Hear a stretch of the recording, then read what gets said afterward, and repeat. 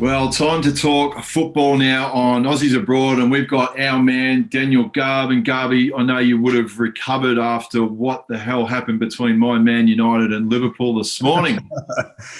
It's just crazy, Corey, what's going on in the Premier League. I mean, there's AFL finals that everyone's working through at the moment and NRL finals, but wow, didn't that put us in a spin this morning? And now we go into an international break, which is most unwelcome. It's like finding a huntsman spider on your steering wheel at the moment.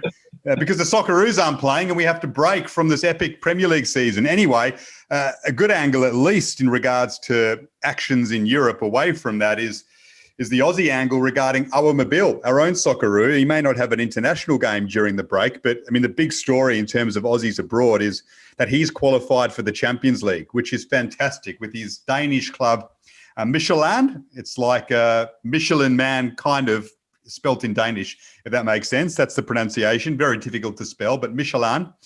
They're a small club, and Awer's helped inspire them to the Champions League group stage, where they've drawn Liverpool, Ajax, and Atalanta, who are flying in City A, if you don't mind. So how big for Awer Mabil to go to places like the Amsterdam Arena and Anfield and come up against Atalanta as well? Just magic from a personal point of view, an Aussie football point of view, and for his team to hopefully try and clinch a memorable moment somewhere. That'd just be fantastic. So delighted for him. And we speak a lot about the production line for Australian talent now and where's it coming from. And yeah, we lament we don't have this golden generation, but if you look at Awer Mabil coming through, playing brilliantly in Denmark and potentially getting a move to a bigger club off the back of this, Daniel Arzani coming through in Holland right now, Martin Boyle, who we pinched from Scotland, playing ever so well in the Scottish League. And then you've still got Tom Rogic. Adam Taggart scored a hat-trick in South Korea a week or so ago. Jamie McLaren, we know, had a great A-League season. There is depth there for Graham Arnold in those positions to hopefully spearhead our World Cup campaign for Qatar 2022, which has obviously been put in hiatus right now due to COVID. So reason for optimism there. And Awer Mabil, that's the headline act right now. Just wonderful that he's qualified for the biggest club competition in world sport. Sure is. And look, I know you touched on a few of the men there, but the Matildas, they've got a new coach. Yeah, Tony Gustavsson, which is obviously, I mean, this is a big Australian sporting story, not just football, when you consider that we've got a home World Cup coming up in 2023. This is an enormous on-field appointment, as important as any other in Australian sport, because it's crucial for the code to get the team right heading into the home World Cup. And for Australian sport as a whole, it's going to be enormous. So it was a big appointment, one that they deliberated on.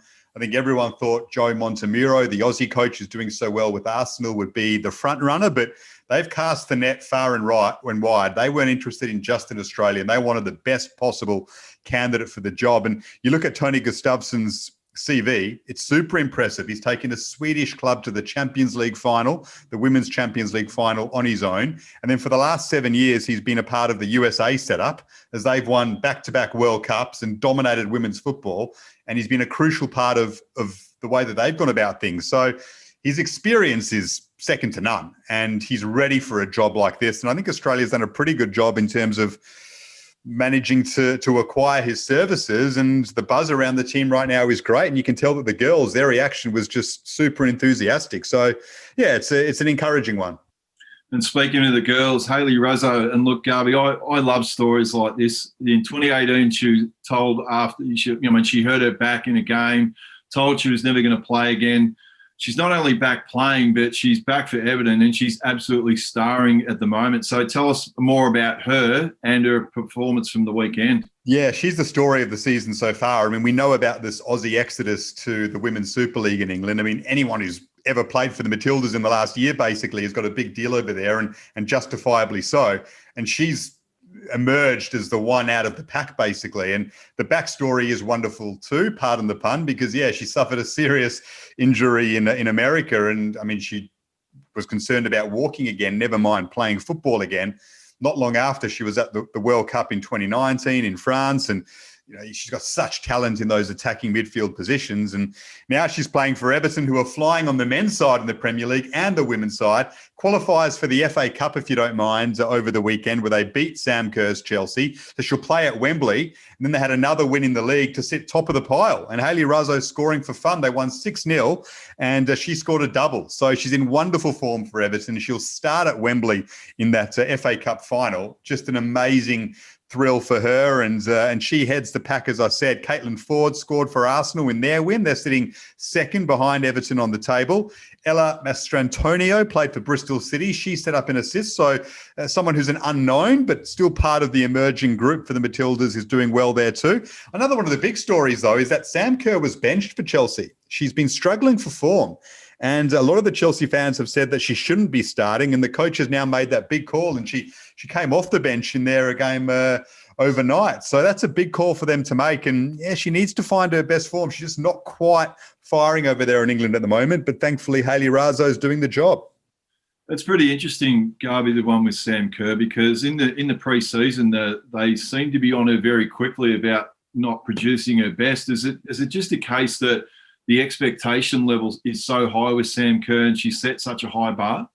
Probably that's part of the reason. Chelsea also have a top-class side, so it's not as if she's purely dropped because of poor form. They've got a lot of options. So if she's not at her best, they can bring in some others. They're one of the teams that's really invested strongly in their women's setup. So they've got some quality.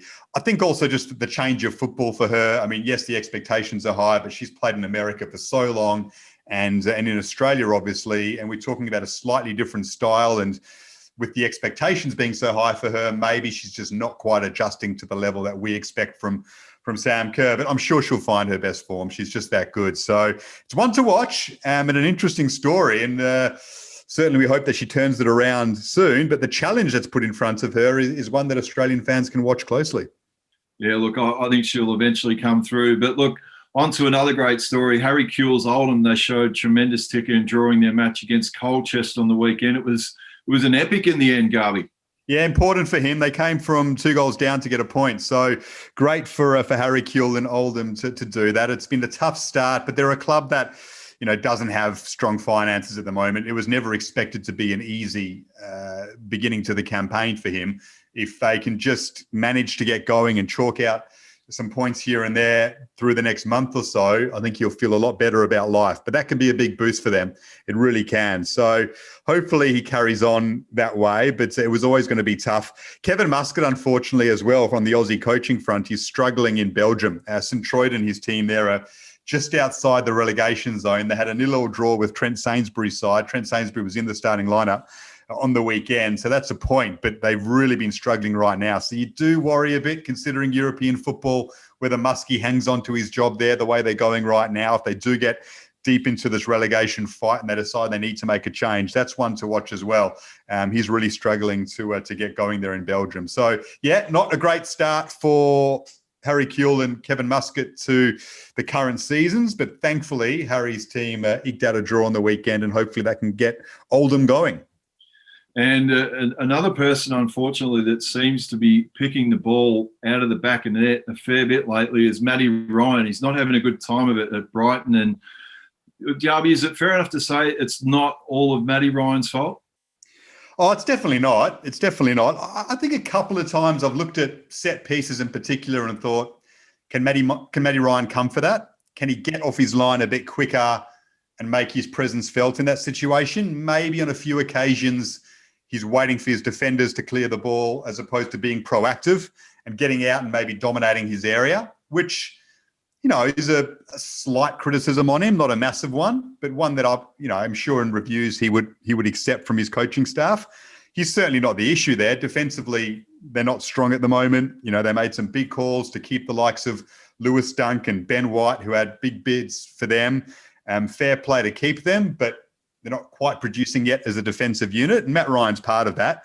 The issue for Brighton, though, is it's very hard when you've survived relegation to stay there again, unless you're investing hugely into your squad. You look at a club like Aston Villa, bringing in a player like Ross Barkley. I mean, that's enormous. Brighton don't have the same resources or the same stature as a club to bring in those types of players, and while they've got some quality players, and showing some signs. Defensively, they're looking a bit weak at the moment, and I think teams are feeling a bit more confident against them. I don't think it'll affect Matty too much because he's already proven how good of a keeper he is at Premier League level, and he'll find his best form and make some big saves. And I still think he'll be able to attract interest from bigger clubs, but it's going to be a tough season for them, and it's going to be a real fight to stay in the Premier League. And speaking of another Aussie shot stopper, we've got Ashley Maynard-Brewer has become a bit of a hero for Charlton, making some crucial saves in the penalty shootout. In the Carabau Cup. So, yeah, great for him. I mean, I remember actually meeting him at Charlton. When was it now? It might have been 2015. I went to do a story on Rhys Williams, who had signed on loan for Charlton, the Socceroos player, and there was another young Aussie there. And I remember speaking to him and just thinking, wow, this club that's struggling, that's going through so much turmoil right now, ownership issues, I just can't see this Aussie staying there for long. It's just going to be too hard for him he was so young and raw to stay at this club. Next thing you know, he's playing for the first team in the League Cup and saving penalties. It's an amazing story from him to get through all that. I mean, they've had big ownership issues, big financial issues. For an Aussie to get through the academy and make it to the first team amid all that turmoil, wow, it says a lot about his character and his quality. So he's one to come through. And one of the big talking points in Australian football now in terms of our development is goalkeepers. We've had so many great keepers over the journey. We know that. After Matt Ryan, is there a bit of a lull? Do we have the next one coming through? I'm not saying Ashley Maynard-Brewer is that player, but he's just going about things in a pretty good way. Maybe he's one that can jump up and contend for a Socceroos jersey in time. Who knows, Garby? We could have that effect that the Aussie punters in the NFL have had, and maybe there's a few ex-AFL players out there that can become keepers. Could you have done that, Corey, do you reckon, if you were given enough tutelage? I wouldn't think so, Garby. I'm not standing back there and copping all that blame. But look, speaking of Aussies overseas, what about the Aussies in the transfer window? I know that there's a fair bit of action that went on with that. Well, the big story here is this club that Tony Popovic has joined, Xanthi FC in Greece. So basically an Aussie who owns South Melbourne has bought that club in Greece, and he's brought Tony Popovic across, which is great.